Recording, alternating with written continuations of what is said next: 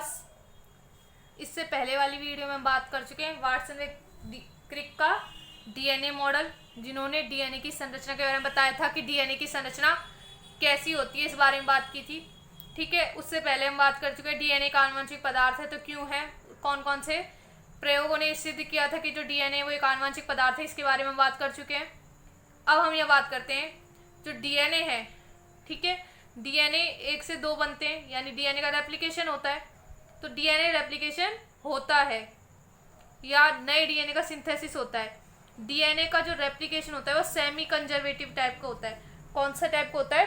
Semi conservative. Hindi में इसको बोलते हैं अर्ध संरक्षी प्रतिकृति। क्या? अर्ध संरक्षी प्रतिकृति।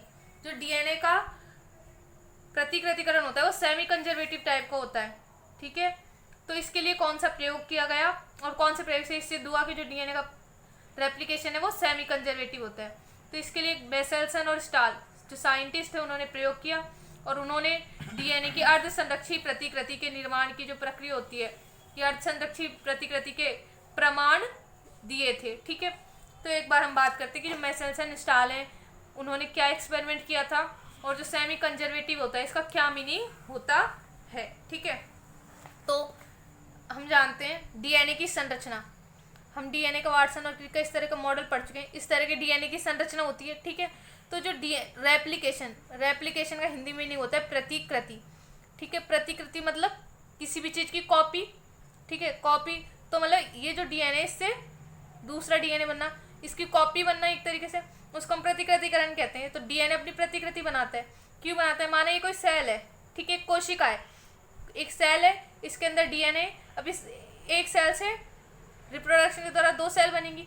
तो ये जो 2 सेल बनेंगी उनमें इसमें एक डीएनए होना चाहिए, इसमें एक डीएनए होना चाहिए। ठीक है, 2 डीएनए की जरूरत पड़ेगी तो इसको क्या करना पड़ेगा? खुद का जैसे एक और 2 डीएनए की जरूरत पड़ेगी। इसी को डीएनए का रेप्लिकेशन या प्रतिकृतिकरण कहते हैं। ठीक है, अब हम नेक्स्ट देखते हैं कि डीएनए की अर्ध संरक्षी प्रतिकृति का क्या मतलब होता है। डीएनए की अर्ध संरक्षी प्रतिकृति, ठीक है, इंग्लिश में इसको बोलते हैं सेमी कंजर्वेटिव रेप्लिकेशन। क्या कहते हैं? Semi conservative replication. ठीक है, तो सेमी कंजर्वेटिव रेप्लिकेशन का मतलब होता है कोई डीएनए है, ठीक है, ये माना एक डीएनए है, इसको मैं डार्क ड्रॉ कर देती हूँ एक बार। ये कोई डीएनए है, जब इसकी प्रतिकृति होती है, मतलब इस एक डीएनए से 2 डीएनए बनते हैं। क्या बनते हैं? 1 से 2, यानी इसकी जब प्रतिकृति होती है तो ये जो नया डीएनए बने हैं, ये जो 2 नए डीएनए बने हैं, इनमें एक स्ट्रैंड तो पुराने वाले डीएनए को होता है, दिख रहा है आपको? एक स्ट्रैंड तो इस पुराने वाले डीएनए का है दोनों में ही, और एक नया सिंथेसाइज होता है। ठीक है, मतलब कहने का आधा डीएनए तो पुराना है और आधा डीएनए नया है। ये भी कह सकते हैं हम इसको कि आधा डीएनए तो पुराने वाला ही है और आधा डीएनए नया बन गया। ठीक है, इस चूंकि आधा डीएनए पुराना है या आधा डीएनए संरक्षित है, इसीलिए इसको हम कहते हैं अर्ध संरक्षी प्रतिकृति। ठीक है, क्या कहते हैं? अर्ध संरक्षी प्रतिकृति भी कहते हैं जब आधा डीएनए पुराना है। ठीक है, तो ये जो एक्सपेरिमेंट है, ये डीएनए की प्रतिकृति जो होती है वो अर्ध संरक्षित टाइप की होती है। ये बताने के लिए एक एक्सपेरिमेंट किया था बेसेल्सन और स्टाल ने कि जो डीएनए के रेप्लिकेशन होता है वो सेमी कंजर्वेटिव रेप्लिकेशन होता है। इसको बताने के लिए बेसेल्सन व स्टाल नाम के जो वैज्ञानिक है, इन्होंने एक एक्सपेरिमेंट किया था। ठीक है, जिससे जो साबित हुआ कि जो डीएनए वो अर्ध संरक्षित प्रकार की प्रतिकृति करता है। आई होप आपको भी ये अर्ध संरक्षित प्रतिकृति क्या होती है ये समझ में आया होगा। अर्ध संरक्षित प्रतिकृति का मतलब होता है कि जो नए डीएनए बनेंगे उसमें आधा डीएनए तो नया बनता है और आधा डीएनए पुराना होता है। ठीक है, अब यहाँ आधे डीएनए से मतलब इस तरह का आधा नहीं है, आधे डीएनए का मतलब एक स्ट्रैंड पुराना और एक स्ट्रैंड नया सिंथेसाइज होता है। डीएनए के प्रतिकृति में बनने वाला जो डीएनए मॉलिक्यूल होता है उसमें एक डीएनए पुराना होता है, एक डीएनए नया होता है। ठीक है, इसी को हम डीएनए का सेमी कंजर्वेटिव रेप्लिकेशन कहते हैं। क्या कहते हैं? सेमी कंजर्वेटिव रेप्लिकेशन कहते हैं। ये पुराना डीएनए बन गया एक, और एक नया डीएनए बन गया, इस तरह से। ठीक है, मेसेल्सन और स्टाल ने क्या किया, इन्होंने बैक्टीरिया पर प्रयोग किया था। किस पर? बैक्टीरिया पर, ई कोलाई पर, ई कोलाई जीवाणु पर प्रयोग किया। इन्होंने क्या किया, ई कोलाई जीवाणु को एक कल्चर मीडियम में ग्रो किया। ये कोई कल्चर मीडियम है, इसने जीवाणु को ग्रो किया। ठीक है, इस जीवाणु को कई पीढ़ियों तक ग्रो किया, मतलब कई जनरेशन तक इन्होंने ई कोलाई जीवाणु को ग्रो किया। ठीक है, कई पीढ़ियों तक। ये जो कल्चर मीडियम था, इसमें नाइट्रोजन थी N15। कौन सी थी? N15। नाइट्रोजन का भारी समस्थानिक इन्होंने इस कल्चर मीडियम में दिया।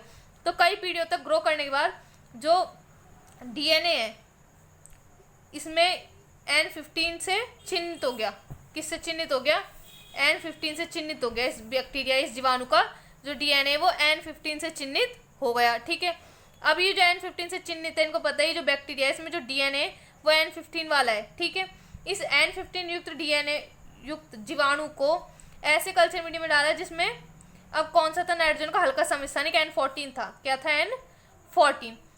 ठीक है, तो इन्होंने देखा कि जो नाइट्रोजन का आगे बनने वाली पीढ़ियां हैं उनमें एक स्ट्रैंड तो N15 है और एक स्ट्रैंड N14 है। ठीक है, अब ये एक एक्सपेरिमेंट पढ़ते हैं इसको, फिर आपके जल्दी क्लियर होगा। ठीक है, इन्होंने क्या किया, N15 डीएनए हो गया उस बैक्टीरिया में, उसको ग्रो करने के बाद कल्चर मीडियम में, उसको अब N14 युक्त माध्यम पर उगाया या संवर्धित किया। तो जो नए डीएनए बने उसमें एक स्ट्रैंड तो N15 वाला मिला और एक स्ट्रैंड N14 वाला मिला। ठीक है, पहली जनरेशन में इन्होंने ऐसा देखा कि जो नए जीवाणु बने उनमें एक डीएनए तो N15 है और एक डीएनए N14 है। फिर नेक्स्ट सेकंड जनरेशन में इन्होंने देखा कि जो जीवाणु बने नए उनमें जो पुराने पेरेंटल डीएनए उनमें एक में N15 है और बाकी में N14 है। ठीक है, तो दो ऐसे डीएनए मिले हाइब्रिड डीएनए। ठीक है, और बाकी हल्के डीएनए मिले इनको। तो इससे क्या साबित हुआ कि जो नई पीढ़ियाँ होती हैं उनमें डीएनए होता है जो आधा ही जाता है। ठीक है, यहाँ पे ये दोनों डीएनए स्ट्रैंड अलग हो गए, तो एक स्ट्रैंड इसमें आ गया और ये हल्का था ये इसमें चला गया। तो इसमें भी एक पेरेंटल है और एक नया वाला संरक्षित है। तो जब इन्होंने देखा तो इनको फर्स्ट पीढ़ी में तो N15 था यानी हैवी था, सेकंड पीढ़ी में इनको हाइब्रिड मिल गए N15 और N14 वाले। ठीक है, दोनों में ऐसा था। और थर्ड पीढ़ी में इनको मध्यवर्ती मिले, कुछ में तो केवल N15 वाला डीएनए था N14 वाला, और कुछ में N14 और N15 वाला डीएनए था। डीएनए रेप्लिकेशन को समझाने के लिए मेसेल्सन व स्टाल ने एक प्रयोग किया। इन्होंने जीवाणु को नाइट्रोजन के भारी समस्थानिक पर कई पीढ़ियों तक संवर्धित किया। ठीक है, N15 पर, जिससे बैक्टीरिया का डीएनए N15 से चिन्हित हो जाता है। क्या हो जाता है? N15 से चिन्हित हो गया इसका डीएनए। अब इस ई कोलाई कोशिकाओं को जिनमें N15 से पूर्णतः चिन्हित था डीएनए सामान्यतः N14 युक्त माध्यम पर उगाया जाता है। N14 युक्त माध्यम पर उगाया। ठीक है, तब प्रथम पीढ़ी से जो प्राप्त डीएनए अणु है उनका घनत्व कैसा था? संकरित या मध्यवर्ती प्रकार का था। मतलब डीएनए में N14 और N15 यानी ये संकर प्रकार के बने, दोनों प्रकार के नाइट्रोजन के समस्थानिक मिले N14 और N15। द्वितीय पीढ़ी के प्राप्त डीएनए अणु दो प्रकार के थे। कुछ डीएनए तो मध्यवर्ती घनत्व वाले थे, ये दो हो गए बीच के। ठीक है, कुछ डीएनए अणु हल्के थे, ये रहे हल्के। ठीक है, तथा हल्के तथा मध्यवर्ती प्रकार के डीएनए अणु का परिमाण लगभग 1:1 था। ठीक है, तो इन्होंने इस एक्सपेरिमेंट से ही साबित किया कि जो डीएनए होता है उसकी प्रतिकृति कैसी होती है? अर्ध संरक्षी प्रतिकृति होती है। सेमी कंजर्वेटिव प्रकार का रेप्लिकेशन डीएनए अणु में पाया जाता है। एक स्ट्रैंड नया संश्लेषित होता है और एक स्ट्रैंड पैतृक होता है। ठीक है, ये इन्होंने अपने एक्सपेरिमेंट से सिद्ध किया।